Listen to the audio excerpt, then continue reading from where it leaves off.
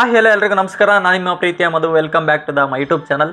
So ಏನಂದ್ರೆ ನಮ್ಮ channel ಅಲ್ಲಿ ಫಸ್ಟ್ ಟೈಮ್ ಒಂದು ಮೊಬೈಲ್ ನ ರಿವ್ಯೂ ಮಾಡ್ತಾ ಇದ್ವಿ. ಅದರಲ್ಲಿ ಹೊಸದಾಗಿ ಲಾಂಚ್ ಆಗಿರುವ ಓಪೋ ಬ್ರ್ಯಾಂಡ್ ಅವರ F27 Pro Plus 5G mobile ನ ರಿವ್ಯೂ ಮಾಡ್ತಾ ಇದ್ವಿ. ಸೊ ನಮ್ಮ ಬಳಿ ಆ ಫೋನ್ ಇದೆ. ಸೊ ನೀವು ಬೇರೆ ಎಲ್ಲ ವಿಡಿಯೋಸ್ ನೋಡಿರ್ತೀರಾ, ಬಟ್ ಈ ವಿಡಿಯೋದಲ್ಲಿ ಇವನ್ ಪ್ರೈಸ್ ಮತ್ತೆ ಅದ್ರ ಜೊತೆಗೆ ನೀವು ಫೈನಾನ್ಸ್ ಅಲ್ಲಿ ತಗೊಂಡ್ರೆ ಏನೆಲ್ಲ ಸ್ಕೀಮ್ ಇರುತ್ತೆ, ಮತ್ತೆ ಕ್ರೆಡಿಟ್ ಕಾರ್ಡ್ ಮೇಲೆ ತಗೊಂಡ್ರೆ ಏನೆಲ್ಲ ಆಫರ್ ಇರುತ್ತೆ, ಪ್ರತಿಯೊಂದರ ಬಗ್ಗೆ ಈ ವಿಡಿಯೋದಲ್ಲಿ ತಿಳಿಸ್ಕೊಡ್ತೀವಿ. ನೀವೇನಾದ್ರೂ ನಮ್ಮ ಚಾನಲ್ನ ಹೊಸದಾಗಿ ನೋಡ್ತಾ ಇದ್ದಾರೆ ಅಂದರೆ ಸಬ್ಸ್ಕ್ರೈಬ್ ಮಾಡ್ದಲೇ ನೋಡ್ತಾ ಇದ್ದಾರೆ ದಯವಿಟ್ಟು ಸಬ್ಸ್ಕ್ರೈಬ್ ಮಾಡ್ಕೊಳ್ಳಿ. ಹಾಗೆ ವಿಡಿಯೋ ಇಷ್ಟ ಆದರೆ ಲೈಕ್ ಮಾಡಿ. ಬನ್ನಿ ವಿಡಿಯೋನ ಶುರು ಮಾಡೋಣ. ಸೊ ಮೊದಲನೇದಾಗಿ ಈ ಒಂದು ಮಾಡೆಲ್ನ ಸ್ಪೆಸಿಫಿಕೇಶನ್ ಮತ್ತು ಫೀಚರ್ಸ್ ಬಗ್ಗೆ ಹೇಳ್ತೀನಿ. ಸೊ ಇದು ಬಂದ್ಬಿಟ್ಟು ವಾಟರ್ ಪ್ರೂಫ್ ಬರುತ್ತೆ. ಮುಂಚೆ ನೀವೆಲ್ಲ ನೋಡಿರ್ತೀರ ವಾಟರ್ ರೆಸಿಸ್ಟೆನ್ಸ್ ಇರುತ್ತೆ, ಅಂದರೆ ನೀವು ನೀರಲ್ಲಿ ಜಸ್ಟ್ ಏನಾದ್ರು ಬಿದ್ದರೆ ಏನೂ ಆಗೋದಿಲ್ಲ ಆ ಥರ ಎಲ್ಲ ನೀವು ಕೇಳಿರ್ತೀರ. ನೀರು ಬಿದ್ದರೂ ಮೇಲ್ಗಡೆ ಇಲ್ಲ ನೀರಲ್ಲಿ ಅದ್ದಿ ತೆಗೆದ್ರು ಏನಾಗಲ್ಲ ಆ ಥರ ಎಲ್ಲ ನೀವು ನೋಡಿರ್ತೀರ. ಬಟ್ ಈ ಒಂದು ಫೋನ್ ಬಂದ್ಬಿಟ್ಟು IP69 ಇರ್ತಕ್ಕಂಥ ವಾಟರ್ ಪ್ರೂಫ್ ಬರುತ್ತೆ. ಅಂದರೆ ನೀವು ಐಫೋನ್ಸಲ್ಲೆಲ್ಲ ನೋಡಿರ್ತೀರ, ಅದರಲ್ಲಿ ಕೆಲವೊಂದು IP68, ಕೆಲವೊಂದು IP67 ಈ ಥರ ಎಲ್ಲ ಬರುತ್ತೆ. ಬಟ್ ಈ ಒಂದು ಓಪೋ ಫೋನಲ್ಲಿ IP69ನ ಯೂಸ್ ಮಾಡ್ತಾರೆ. ವಾಟರ್ ಪ್ರೂಫ್ ಬಂದ್ಬಿಟ್ಟು ನೀವು ನೀರಲ್ಲಿ ಹಾಕಿ ನೀವು ತೆಗೆದ್ರು ಅದರಲ್ಲೇ ಬಿಟ್ಟರು ಕೂಡ ಏನೂ ಆಗೋದಿಲ್ಲ.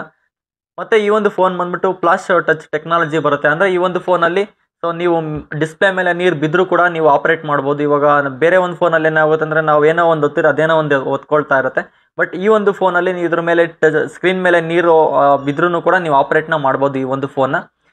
ಈ ಒಂದು ಫೋನ್ ನೀವು ನೋಡ್ತೀರಂದ್ರೆ 360 ಡಿಗ್ರಿ ಆರ್ಮೋರ್ಡ್ ಬಾಡಿ ಬರುತ್ತೆ. ಅಂದರೆ ಇದು ಡ್ಯಾಮೇಜ್ ಪ್ರೂಫ್ ಇರುತ್ತೆ. ಅಂದರೆ ನೀವು ಮೇಲಿದ್ದ ಎತ್ತಾಕಿದ್ರು ಕೂಡ ಏನಾಗಲ್ಲ. ಏನಕ್ಕೆ ಅಂದರೆ ಇದು ಫ್ರಂಟ್ ಗ್ಲಾಸ್ ಏನು ಕೊಟ್ಟಿದ್ದಾರಲ್ಲ ಇದು SGS ಇಂದ ಸರ್ಟಿಫೈಡ್ ಕೂಡ ಆಗಿರುತ್ತೆ. ಅಂದರೆ ಲ್ಯಾಬ್ ಕಡೆದು ಸರ್ಟಿಫೈಡ್ ಕೂಡ ಆಗಿರುತ್ತೆ, ಟೆಸ್ಟೆಡ್ ಆಗಿರುತ್ತೆ.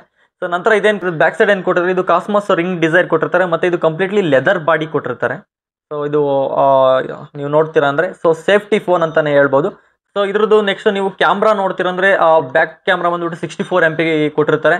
ಸೊ ಇದ್ರದ್ದು ಇನ್ನೂ ಒಂದು ಏನಂದರೆ ಇದರಲ್ಲಿ ಮೇನ್ ಅಡ್ವಾಂಟೇಜ್ ಬಂದ್ಬಿಟ್ಟು ಈ ಒಂದು ಕ್ಯಾಮ್ರಾದಲ್ಲಿ 64 MP ಇವಾಗ ನೀವು ಬ್ಯಾಕ್ ಸೈಡ್ ಕ್ಯಾಮ್ರಾನ ಆಗಿರ್ಬೋದು ಯಾವುದಾದ್ರು ಒಂದು ಅಬ್ಜೆಕ್ಟ್ನ ನೀವು ಕ್ಲಿಕ್ ಮಾಡಿದ ನಂತರ ಸೊ ಅದರಲ್ಲಿ ನಿಮಗೆ ಯಾವುದಾದ್ರು ಒಂದು ಅಬ್ಜೆಕ್ಟು, ಇವಾಗ ಬ್ಯಾಕ್ ಕ್ಯಾಮ್ರಾದಲ್ಲಿ ನೀವು ಒಂದು ಯಾವುದಾದ್ರು ಒಂದು ಪ್ಲೇಸ್ಗೆ ಹೋಗಿರ್ತೀರ ಫ್ರೆಂಡ್ಸ್ ಜೊತೆ ಅಥವಾ ಫ್ಯಾಮಿಲಿ ಜೊತೆ ಎಲ್ಲರೂ ಪ್ಲೇಸ್ಗೆ ಹೋದಾಗ ಒಂದು ಬ್ಯಾಕ್ಗ್ರೌಂಡಲ್ಲಿ ಒಂದು ಫೋಟೋ ತೆಗಿತೀರಾ. ಬಟ್ ಆ ಬ್ಯಾಕ್ಗ್ರೌಂಡಲ್ಲಿ ಯಾರಾದರೂ ಅಡ್ಡ ಬಂದಾಗ ಇಲ್ಲ ಅಲ್ಲಿರ್ತಕ್ಕಂಥ ಯಾವುದಾದ್ರು ಒಂದು ಅಬ್ಜೆಕ್ಟ್ನ ಸೊ ಇದರಲ್ಲಿ ರಿಮೂವ್ನ ಕೂಡ ಮಾಡ್ಕೊಳ್ಬೋದು.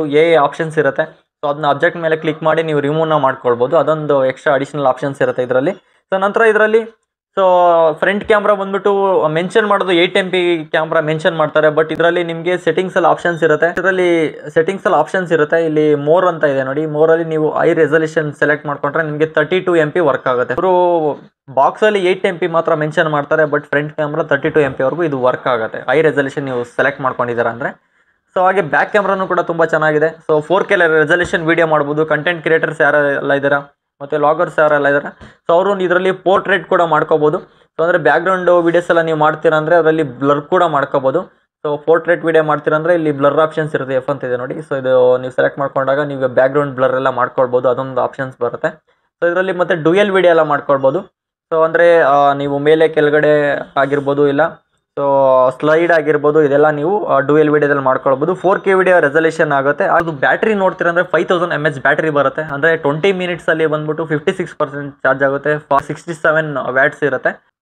ಸೊ ಈ ಒಂದು ಫೋನ್ನ ಡಿಸ್ಪ್ಲೇ ನೋಡ್ತೀರಂದ್ರೆ AMOLED ಡಿಸ್ಪ್ಲೇ ಬರುತ್ತೆ, 3D ಬರುತ್ತೆ. ಅಂದರೆ ಇದು ಕರ್ವ್ಡ್ ಡಿಸ್ಪ್ಲೇ ಇರುತ್ತೆ. ಅಂದರೆ ನೀವು ಬ್ರೈಟ್ನೆಸ್ ನೀವು ಡೇ ಟೈಮಲ್ಲಿ ಆಗಿರ್ಬೋದು, ನೈಟ್ ಟೈಮಲ್ಲಿ ಬಿಸಿಲಲ್ಲಿ ಆಗಿರ್ಬೋದು ನೀವು ಸೊ ಆಟೋಮೆಟಿಕ್ ಏನಂದರೆ ಬ್ರೈಟ್ನೆಸ್ ಸ್ವಲ್ಪ ಜಾಸ್ತಿನೇ ಬರುತ್ತೆ ಈ ಒಂದು ಬ್ರೈಟ್ನೆಸ್ಸು. ಸೊ ಅದ್ರ ಬ್ರೈಟ್ನೆಸ್ ಎಷ್ಟಿರುತ್ತೆ ಅಂತ ಹೇಳೋದಾದ್ರೆ ಸೊ ಇದು ನೀವು 950 ನಿಟ್ಸ್ವರೆಗೂ ಇದು ಡಿಸ್ಪ್ಲೇ ಬರುತ್ತೆ, 950 ನಿಟ್ಸ್ವರೆಗೂ ಕೂಡ. ಇನ್ನು ಇದ್ರದ್ದು ಸೈಜ್ ನೋಡ್ತೀರಾ ಅಂದರೆ ಲೆಂತ್ ಬಂದ್ಬಿಟ್ಟು 16.27 ಲೆಂತ್ ಬರುತ್ತೆ. ಸೊ ವಿಡ್ತ್ ಬಂದ್ಬಿಟ್ಟು ಸೊ 7.43 ಸೆಂಟಿಮೀಟರ್ಸ್ ಬರುತ್ತೆ ವಿಡ್ತ್ ಬಂದ್ಬಿಟ್ಟು. ಸೊ ಇನ್ನು ಥಿಕ್ನೆಸ್ ನೀವು ಮೇನಾಗಿ ನೋಡ್ತೀರ ಇದು 0.79 ಸೆಂಟಿಮೀಟರ್ಸ್ ಮಾತ್ರ ಇರುತ್ತೆ ಇದೊಂದು ಥಿಕ್ನೆಸ್ ನೋಡ್ತೀರಂದ್ರೆ. ಇನ್ನು ಈ ಒಂದು ಫೋನ್ನ ವೆಯ್ಟ್ ನೋಡ್ತೀರ ಜಸ್ಟ್ 177 ಗ್ರಾಮ್ ಬರುತ್ತೆ. ಇದಷ್ಟೇ ವೆಯ್ಟ್ನ ನೀವು ನೋಡ್ತೀರಂದ್ರೆ ಜಸ್ಟ್ 177 ಗ್ರಾಮ್ ಬರುತ್ತೆ. ಪ್ರೊಸೆಸರ್ ಬಂದ್ಬಿಟ್ಟು MediaTek 7050 ಬರುತ್ತೆ. ಇದು ಪ್ರೊಸೆಸರ್ ಬಂದ್ಬಿಟ್ಟು ಆಂಡ್ರಾಯ್ಡ್ ವರ್ಷನ್ ಬಂದ್ಬಿಟ್ಟು 14 ಬರುತ್ತೆ.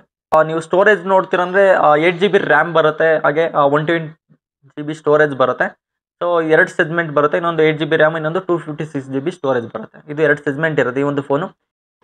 ಈ ಒಂದು ಮಾಡಲಲ್ಲಿ ಲಿಂಕ್ ಬೂಸ್ಟ್ ಕೂಡ ಬರುತ್ತೆ. ಅಂದರೆ ಕೆಲವೊಂದು ಪ್ಲೇಸ್ಗಳಲ್ಲಿ ನೆಟ್ವರ್ಕ್ ಸಿಗೋದಿಲ್ಲ. ಇವಾಗ ಮೆಟ್ರೋದಲ್ಲಿ ಆಗಿರ್ಬೋದು ಸಮ್ಟೈಮ್ಸು ನೆಟ್ವರ್ಕು ಡಿಸ್ಕನೆಕ್ಟ್ ಆಗ್ತಾ ಇರುತ್ತೆ. ಇದು ಏನಾಗುತ್ತೆ ಆಲ್ಮೋಸ್ಟು ಸೊ ಅದನ್ನ ಕ್ಯಾಪ್ಚರ್ ಮಾಡುತ್ತೆ. ಕೆಲವೊಂದು ಪ್ಲೇಸಲ್ಲಿ ನೆಟ್ವರ್ಕ್ ಸಿಗದೇ ಇರೋಂಥ ಜಾಗದಲ್ಲೂ ಕೂಡ ಮ್ಯಾಕ್ಸಿಮಮ್ ಇದು ಕ್ಯಾಪ್ಚರ್ ಮಾಡೋದಕ್ಕೆ ಹೆಲ್ಪ್ ಮಾಡುತ್ತೆ. ನೆಟ್ವರ್ಕು ಇಲ್ಲದೇ ಇರೋ ಪ್ಲೇಸ್ಗಳಲ್ಲಿ ಇದಂತೂ ಖಂಡಿತ ಹೆಲ್ಪ್ ಆದೇ ಆಗುತ್ತೆ.